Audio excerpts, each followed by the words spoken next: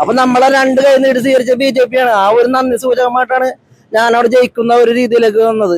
അപ്പൊ ആ ഒരു നമ്മളെ ആപത്തിൽ സഹായിച്ചത് ആരാണെന്ന് വെച്ചാൽ അവരെ തിരിച്ച് സഹായിക്കുക എന്നുള്ളത് ഞങ്ങളുടെ കടലിന്റെ മക്കളുടെ ഒരു നന്ദി സൂചകമാണ്. ഞങ്ങ മറക്കൂല.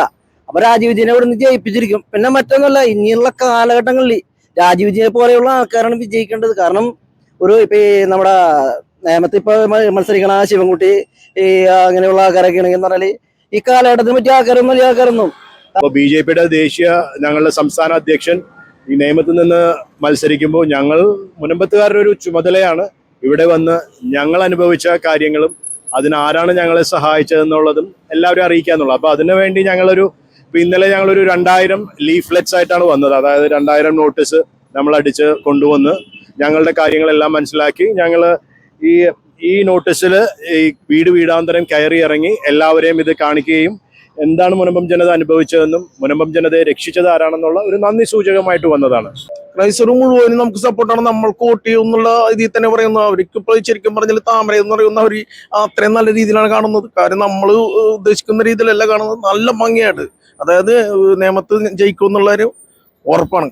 നമസ്കാരം. നമസ്കാരം ചേട്ടിപ്പോ ഈ മുനമ്പം ജനത ഒന്നടങ്കം നേമത്ത് BJPയെ വിജയിപ്പിക്കണമെന്ന് പറഞ്ഞുകൊണ്ട് ഇവിടെ വീടാന്തരം നേമത്ത് സമ്പർക്കം നടത്തിക്കൊണ്ടിരിക്കുകയാണ്. എന്താണ് ഇതിന്റെ പുറകിലൊരു പ്രധാനപ്പെട്ട കാര്യമെന്നാണ്? ഇതിന്റെ പുറകിൽ ഒന്നുമില്ല, നന്ദി സൂചകമായി വന്നതാണ് ഞങ്ങൾ. ഇന്ന് ഞങ്ങൾ മുനമ്പം ജനത വീടുകളിൽ സമാധാനത്തോടെ കിടന്നുറങ്ങുന്നുണ്ടതിന് അതിന് ഏറ്റവും വലിയൊരു സംഭാവന ചെയ്തത് BJP എന്ന പാർട്ടിയാണ്. അപ്പോൾ BJPയുടെ ദേശീയ ഞങ്ങളുടെ സംസ്ഥാന അധ്യക്ഷൻ ഈ നേമത്തിൽ നിന്ന് മത്സരിക്കുമ്പോൾ ഞങ്ങൾ മുനമ്പത്തുകാരുടെ ഒരു ചുമതലയാണ് ഇവിടെ വന്ന് ഞങ്ങൾ അനുഭവിച്ച കാര്യങ്ങളും അതിനാരാണ് ഞങ്ങളെ സഹായിച്ചതെന്നുള്ളതും എല്ലാവരും അറിയിക്കാന്നുള്ളത്. അപ്പൊ അതിനു വേണ്ടി ഇന്നലെ ഞങ്ങളൊരു 2000 ലീഫ്ലെറ്റ്സ് ആയിട്ടാണ് വന്നത്. അതായത് 2000 നോട്ടീസ് നമ്മൾ അടിച്ച് കൊണ്ടുവന്ന് ഞങ്ങളുടെ കാര്യങ്ങളെല്ലാം മനസ്സിലാക്കി ഞങ്ങൾ ഈ നോട്ടീസിൽ ഈ വീടാന്തരം കയറി ഇറങ്ങി എല്ലാവരെയും ഇത് കാണിക്കുകയും എന്താണ് മുനമ്പം ജനത അനുഭവിച്ചതെന്നും മുനമ്പം ജനതയെ രക്ഷിച്ചത് ആരാണെന്നുള്ള ഒരു നന്ദി സൂചകമായിട്ട് വന്നതാണ്. ഇപ്പോൾ ഈ നേമത്തെ ഒരു ട്രെൻഡ് എങ്ങനെയാണ്? BJPക്ക് വലിയ സാധ്യതകളാണെന്ന് മൊത്തത്തിൽ പറയുന്നുണ്ട്. യാഥാർത്ഥ്യമാകുമോ? താമര വിരിയുമോ ഈ നേമത്ത്? താമര വിരിഞ്ഞെന്നേ ഞങ്ങൾ പറയുള്ളൂ. കാരണം ഞങ്ങളിപ്പോൾ ഏകദേശം ഒരു 3 ദിവസമായിട്ട് ഇവിടെയുണ്ട്.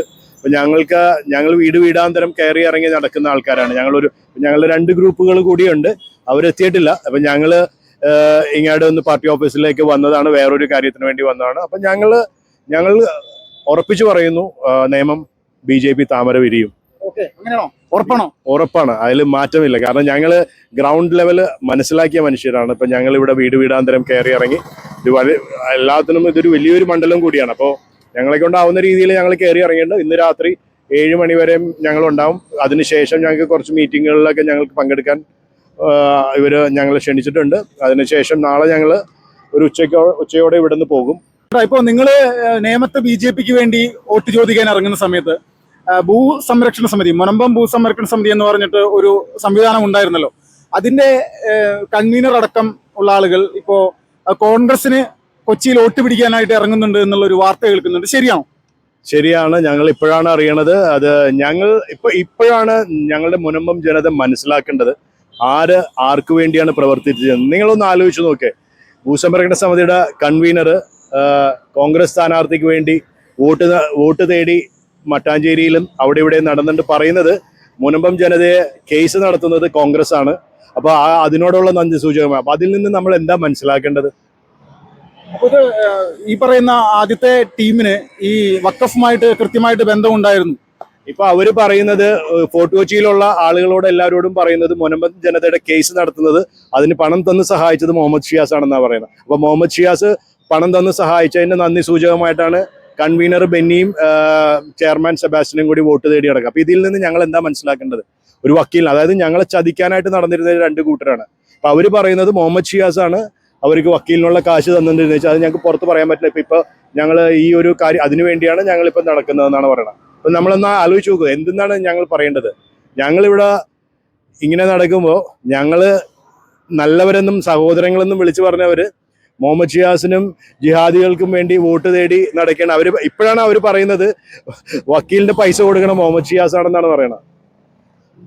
ഇപ്പോ ഈ നിങ്ങള് ഏറ്റവും പ്രധാനമായിട്ട് നേമം പോലെയുള്ള ഒരു മണ്ഡലത്തിൽ ഇവിടെ ഇറങ്ങുന്ന ഈ ഒരു സമയത്ത് അവിടെ കോൺഗ്രസിനായിട്ട് ഒരു വിഭാഗം ഇറങ്ങുന്നു, അല്ലെങ്കിൽ ആദ്യത്തെ ഒരു ടീം ഇറങ്ങുന്നു.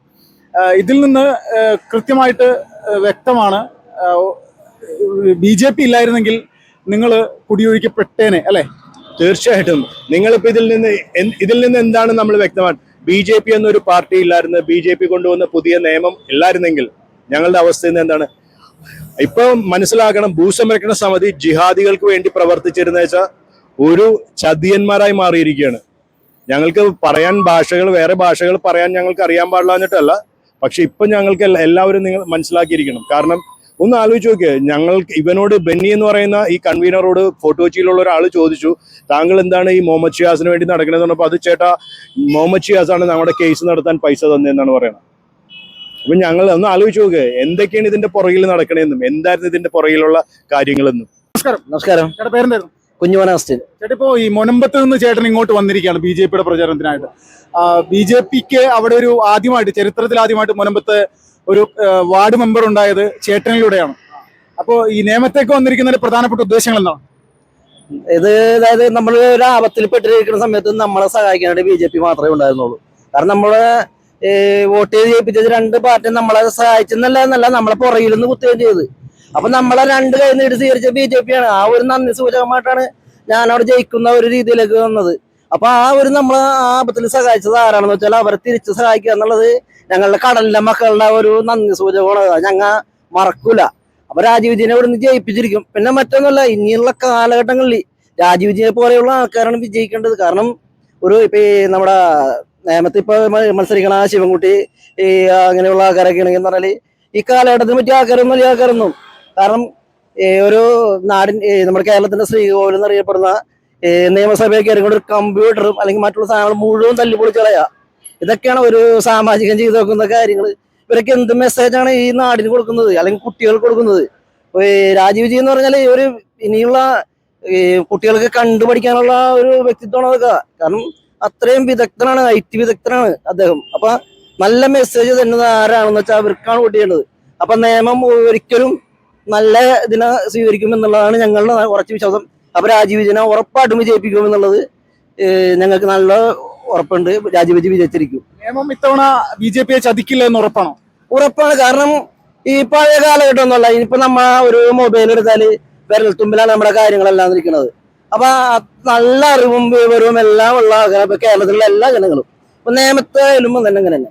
അപ്പൊ ഈ കാര്യങ്ങൾ മനസ്സിലാക്കി വരുമ്പോ ഉറപ്പായിട്ടും രാജീവ് വിജയനെ വിജയിപ്പിച്ചിരിക്കും. കാരണം ഈ കാലഘട്ടത്തിന്റെ ആവശ്യമാണ് ഈ രാജീവ് വിജയൊക്കെ ജയിക്കുക എന്നുള്ളത്. അത് നിയമം ജയിപ്പിച്ചിരിക്കും എന്നുള്ള 100% വിശ്വാസമുണ്ട്. ഞങ്ങളും ഉണ്ടാവും രാജീവ് വിജയ് ജയിക്കുന്നവരെ ഇവിടെ.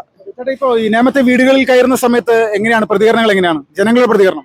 നല്ല പ്രതികരണങ്ങളാണ്. കാരണം ഞങ്ങൾക്ക് സംഭവിച്ച കാര്യങ്ങൾ ഞങ്ങൾ പറഞ്ഞു. കാരണം ഞങ്ങൾ 2 കൂട്ടരെയും ഈ പറഞ്ഞ LDFനെയും UDFനെയും ഞങ്ങൾ തോളിൽ ചുമന്നുകൊണ്ടുവന്ന ആൾക്കാരാണ്. കാരണം BJP വന്നാലും ഇവിടെ ആകെ വർഗീയ വിഷയം അങ്ങനെ സംഭവങ്ങളൊക്കെ പറയുമ്പോൾ ഇനി BJP ഒരിക്കലും വരത്തരുന്നതാണ് ഞങ്ങൾ മുനമ്പത്താർ വിചാരിച്ചത്.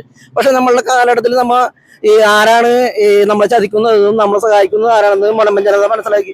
അപ്പൊ BJP ആണ് നമ്മുടെ കൂടെ ഉണ്ടായിരിക്കുന്നത്. ആ ഒരു കാരണങ്ങൾ നമ്മ വീടുകളിൽ കയറി എല്ലാവരും പറഞ്ഞത് നമ്മൾ മനസ്സിലാക്കി. അപ്പൊ അവരും മനസ്സിലാക്കി. കാരണം നമ്മളെ ചതിച്ചിരിക്കുന്നത് ഇവിടെയുള്ള UDF LDF ഈ ടീമുകളാണ്. അപ്പൊ BJP ആണ് നേരിന്റെ കൂടെ നിൽക്കുന്നത്. ആ BJP വിജയിപ്പിക്കുക എന്നുള്ളത് ഇപ്പൊ വീട്ടുകാരോട് പറയുമ്പോൾ അവർക്ക് എല്ലാവർക്കും മനസ്സിലാവുന്നുണ്ട്.